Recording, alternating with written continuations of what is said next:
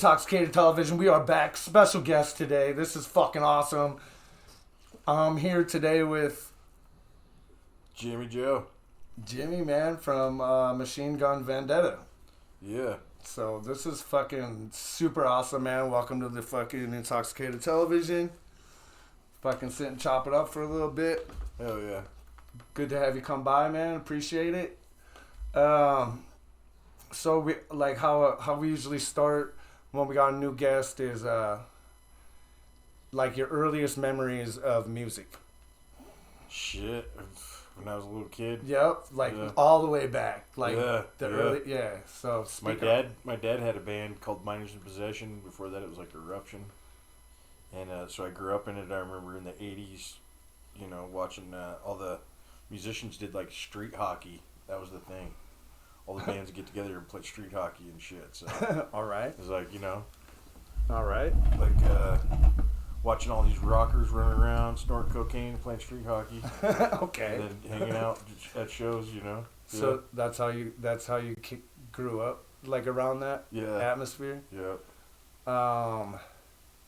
And so what are like some of the music that they were all listening to around the house when you were little? Shit. Well, back then it was like, you know, Dio and AC/DC, Metallica. Okay. Black Sabbath. Right. You know? Yeah. And, tell us about that, growing up with your dad being a musician and stuff. Like. Yeah, it was fun. Yeah. Yeah, it was hella fun, man. But, you know, he died when I was 8. Oh, shit, okay. Yeah. Damn, so, dude. All of it kind of ended right there, but I kept going with it, you know. I love music. Like, when I was, like, 12, I was, like, in 6th grade. And they had this, like a recorder class where everybody had to go play these fucking stupid recorders that you blow in and like play the little piano. Yeah, I remember. I was like, I ain't blowing in that shit. And I was like, well, the only way to get out of this class is to join the band class. So I went to the, you know, music like class and stuff and asked him if I could join. And he said, we need a baritone French horn player. It could be like the bass, like the backbone of it, you know. And I ended up joining that, and then he got me playing the crash cymbals and the baritone, and I actually came up here to the Reno Pioneer Center and played the Jurassic Park theme song with the Reno Orchestra, the Philharmonics. Oh shit! Okay. When I was like 12, yeah. Damn. And then from there, I wanted a guitar really bad. You know, we had acoustics laying around the house, and like there was this electric guitar. It was a red one with a white pickguard.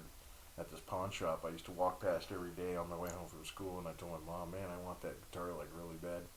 And I ended up getting it for Christmas, and I just never gave up. Damn. It's the only thing I've been consistent with for the last, you know, 30 years. Damn. Yeah. All right. Yeah. All right.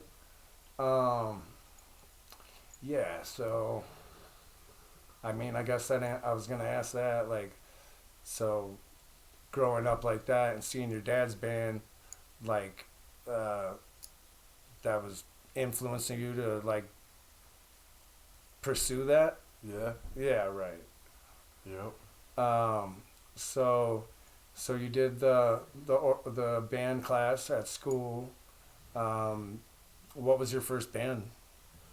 I mean, I was just, like, jammed with people, you know, but never really, like, had a band. Uh-huh. Well, I guess, like, the first one was, like, Molotov Cocktail when I moved to Reno back in, like, I don't know, I was, like, a junior or senior. We used to jam at the storage units on the corner of Greg and Spice Island. Molotov Cocktail. Was Freebird in that band? Yeah. Holy shit, we just he called in a couple of weeks ago, and he was listing off some of the bands he was in, and that was one of them, actually. Yeah, Molotov Cocktail and the Diabolical Saints. So you guys were, and then Pat was in it too? Yeah, Pat. Yeah. Holy shit, fucking small ass motherfucking Reno. That's crazy. Dude, yeah. You guys are all like little kids and shit too, right? Yeah, like, we were in high school back then. Yeah. It's actually, my wife found this yearbook photo, like, of me online.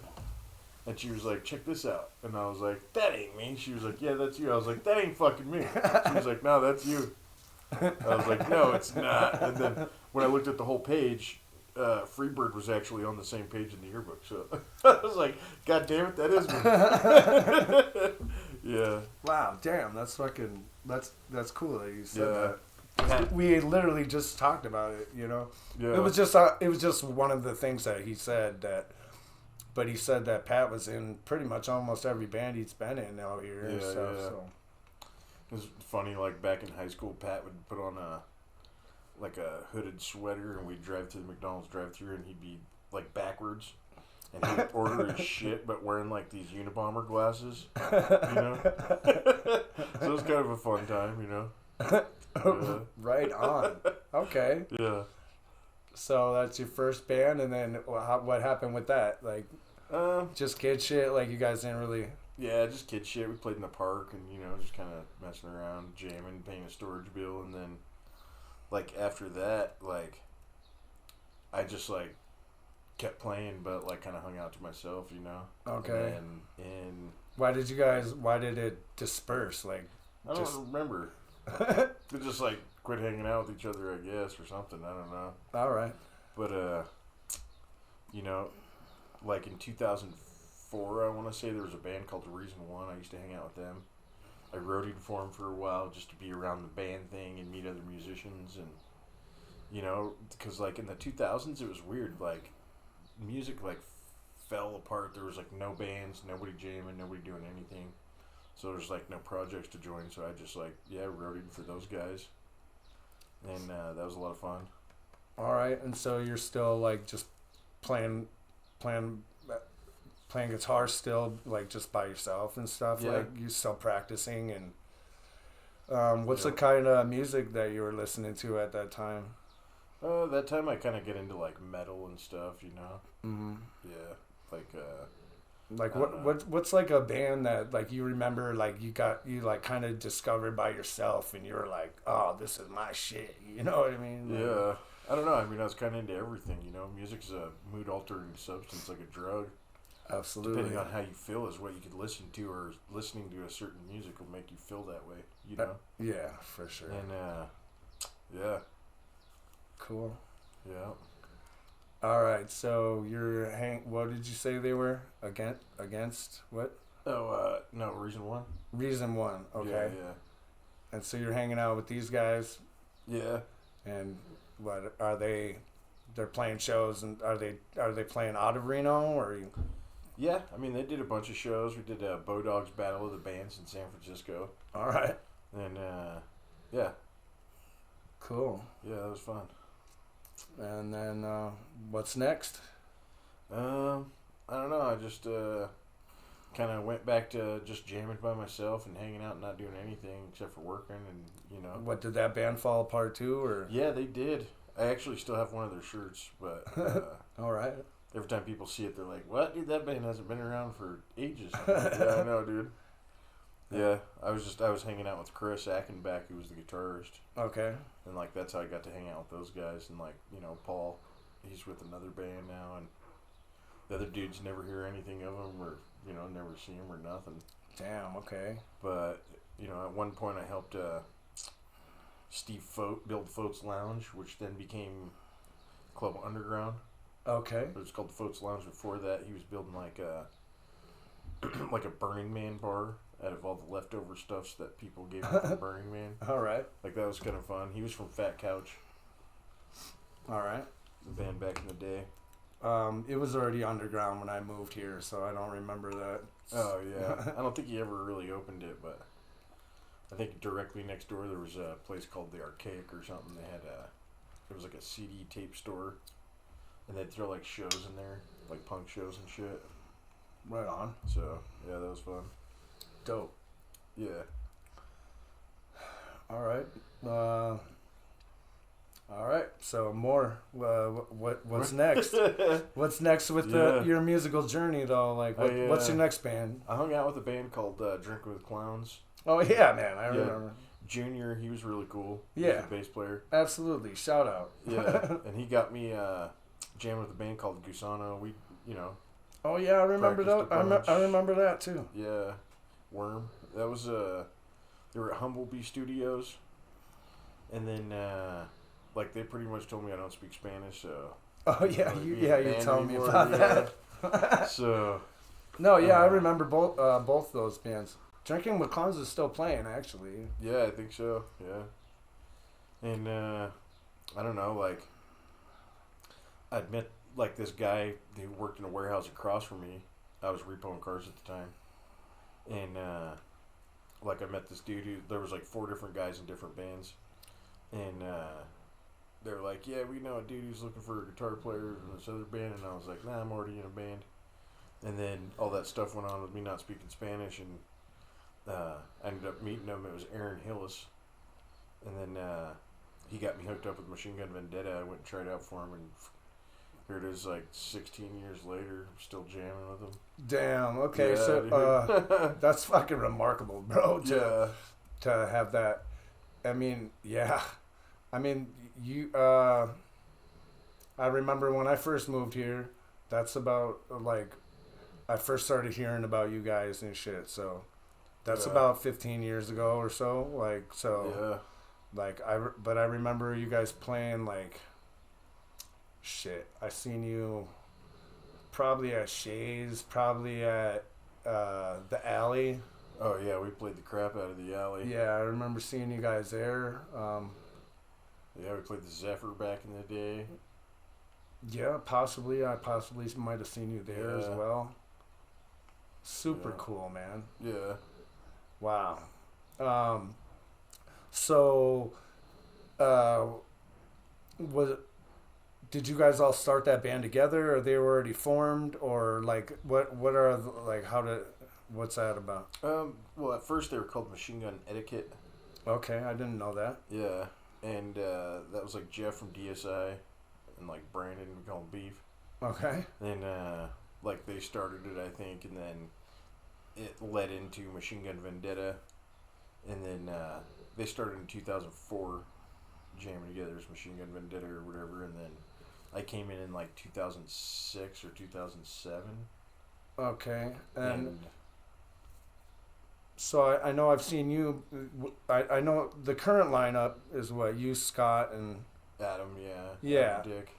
So, has there been other members over the years, or is it? Are you guys like basically like after you came in, kind of like the core of, or did you guys have? Were there other members switched around in there? Yeah, or? I mean, Aaron, the guy that I met at the warehouse who introduced me to Machine Gun, like, he was the singer at the time.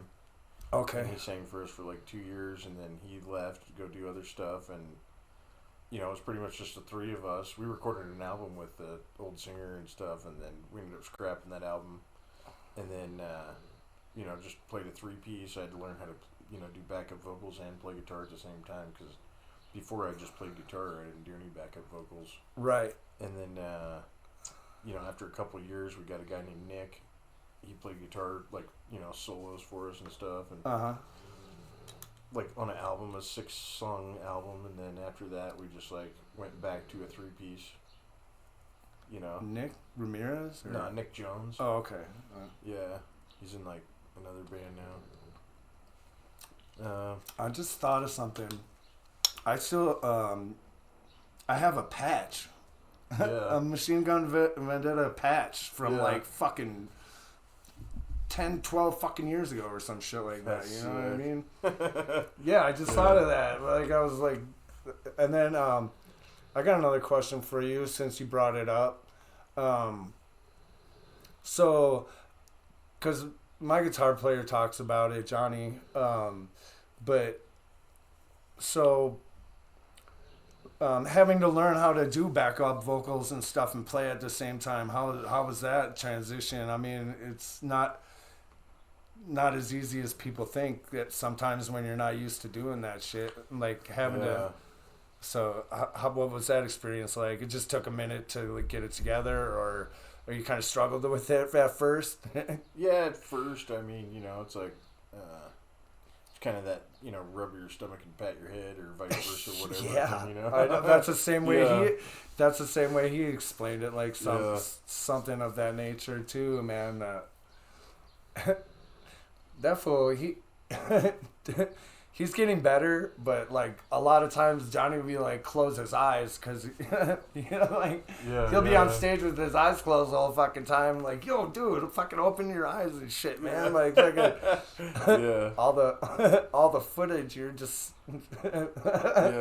looking behind your eyelids and shit. But it's probably helping him keep track of timing and like when things. Right. No, I get it. There's a lot going on. Yeah, definitely. Yeah. I think he just gets lost in the music. I don't think that he's thinking that fucking hard about it, but he gets lost sometimes in the heat of the moment or whatever. Right. Yeah. Shit, man. So, let's see how much time we got. We got a good. We still got time. So, take us on the journey since you joined the band and fucking all the accomplishments and fucking all the shit you guys have done, man, for Reno. And I know you guys have toured before and fucking, like, if you just want to kind of break down the timeline of your journey with them since you stepped in. Yeah, I mean, I joined in with them, and then 3 months later we started doing shows. We did our first show together at Knuckleheads. Okay. And then from there it was like, we just worked on an album, and then we came out with that album, and then like I said, we scrapped it. It was a 12-song album. It's never seen the light of day, or has it been leaked yet, or? No, it's never seen the light of day. We scrapped it because we got rid of the singer. And then we completely wrote new songs, new lyrics, everything, and then went in and re-recorded that at the Hangar Studio in Sacramento. Okay. With Robert Cheek. And, those are expensive, man. Man. You spend 5 days locked in a studio, man, and it's spendy, but, we came out with that album, and then we did the other album with Nick, which was just an EP, 6 songs. And then we've done another album. We were part of the, we played in Vegas, all over the place. We toured the country, spent months in the van. And, we did like the Las Vegas Strip Down News outside of a show. It was Bikini Cream Corn Wrestling with us and Sector 7G. Okay. That sounds amazing. Yeah. And then, let's see. We came out with our newest album most recently. We've been working really hard on music videos. The Dirty Politician videos. Dope fucking video. Check it out. Yeah. And we have another video coming out here soon. We're not going to make it that extravagant. I think we're just going to release it, like post it on the internet and throw it on our Facebook page or whatever we do. We have a .com, machinegunvendetta.com. You can buy shirts, hats, stickers, buttons, whatever. Check it out. We were recently put on a magazine in the UK called Punk Zine, issue 96. Okay. They did a 3-page story on us. And, fucking dope. Yeah, that was dope. Yeah. So where's your is all the albums besides the one that you said that you scrapped, but all the other ones, are they all in one place, or are they scattered on the internet, or is there one place that people can go and get your whole catalog? I think on the machinegunvendetta.com, or just, hit us up on Facebook. We could send it to you. We've actually sold CDs in the UK, and, that's kind of cool. Yeah, it's definitely. a little spendy. It's like $25 to send a package over there. Right. So, yeah. Super cool, man. Yeah. We've played like festivals and just different stuff, Played with numerous big bands.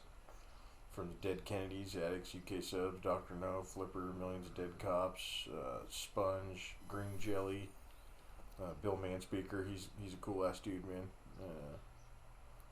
Yeah. Right on, man. Yeah. Damn, dude. You guys have really done a lot. Like, Yeah. You're like not too many bands from Reno actually get out of Reno and like have the extensive amount of out of town shows that you guys do, which is an accomplishment in itself. Yeah. That shit ain't easy, Yeah. Like Suck a Punch, Boss's Daughter, Vampire. It's you know, there's quite a few that, you know, do some pretty amazing things. Yeah, right. Know. Well, I mean, you're in that bracket, though. You know what I'm saying? Yeah, which Vampire, I believe this is their 20 years together. It's Machine Gun Vendetta's 20 year together, too. So, congrats, man. Yeah. Damn. So, let's see. I guess we could take a short break, come back, talk about some road stories or something, and fucking... Yeah, that'd be cool. I've got plenty of those. All right, man. Special guest in the building. Fucking, we got Jim here. Fucking go check out that link he was talking about, machinegunvendetta.com, motherfuckers. Yeah. This is Intoxicated Television. We'll be right fucking back.